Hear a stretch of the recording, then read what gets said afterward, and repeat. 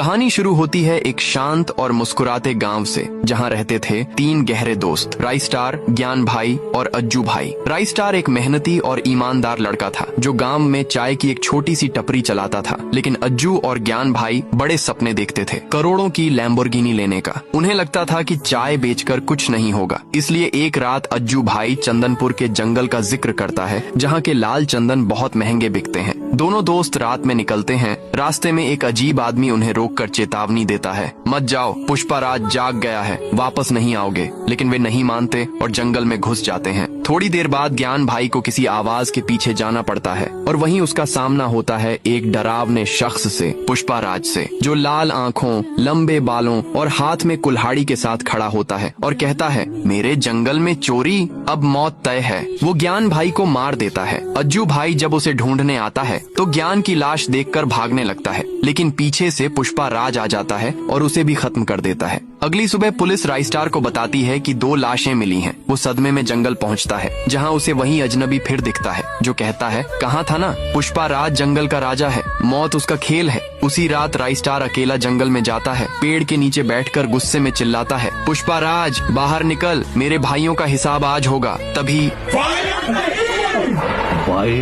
Fire की आवाज गूंजती है और सामने आता है पुष्पाराज। उसकी आंखें जल रही होती हैं। वो बोलता है, अब तू भी जाएगा उनके पास। दोनों में भयानक टक्कर होती है। जंगल दहाड़ता है, आग लगती है, बिजली गिरती है और जब सब शांत होता है तो धुएं में सिर्फ एक इंसान खड़ा होता है, राइस्टार। पुष्पाराज मारा जा चुका होता है, लेकिन जब राइस्टार गांव लौटता है उसकी आंखों में अब भी वही आग होती है, जैसे अब जंगल का नया राजा बन चुका हो। और अब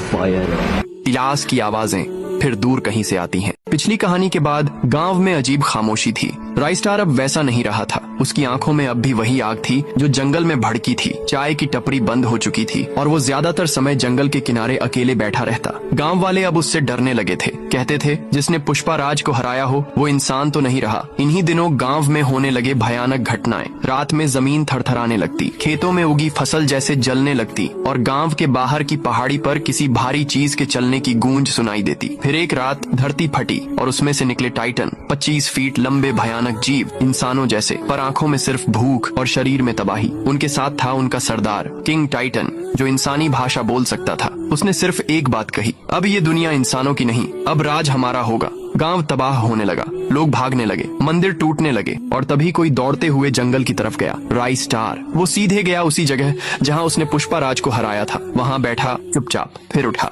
अपनी आंखों में गुस्सा लिए। अब ये लड़ाई सिर्फ मेरे भाइयों की नहीं, ये लड़ाई पूरे गांव की है। वो गांव लौटता है, लेकिन अब उसके हाथ में कुल्हाड़ी है, वही जो उसने पुष्पाराज से ली थी। जंगल की मिट्टी से लिपटी पुरानी लेकिन भारी टाइटन गांव पर चढ़ाई करते हैं। राइस्टार अकेला खड़ा होता है गांव के दरवाजे पर। टाइटन दहाड़ता है, क्या करेगा अकेला? राइस्टार जवाब देता है, जंगल ने मुझे अकेला भेजा है, पर याद रखना, जंगल कभी हारता नहीं। जंग शुरू होती है। राइस्टार छाया बनकर दौड़ता है। टाइटनों का खून गर्म है, लेकिन राइस्टार का बदला उससे ज्यादा गर्म। किंग टाइटन से आमना सामना होता है। वो कहता है, पुष्पाराज गया, अब तू भी जाएगा। राइस्टार बोलता है, मैं पुष्पा नहीं हूँ, मैं उसका अंत हूँ। भीषण लड़ाई होती है, पेड़ टूटते हैं, आग लगती है और जब धुआं छंटता है सिर्फ राइस्टार खड़ा होता है, खून से लथपथ पर जिंदा। किंग टाइटन वहीं पड़ा है, मरा हुआ। राइस्टार फिर गांव नहीं लौटता, वो जंगल के अंदर खो जाता है।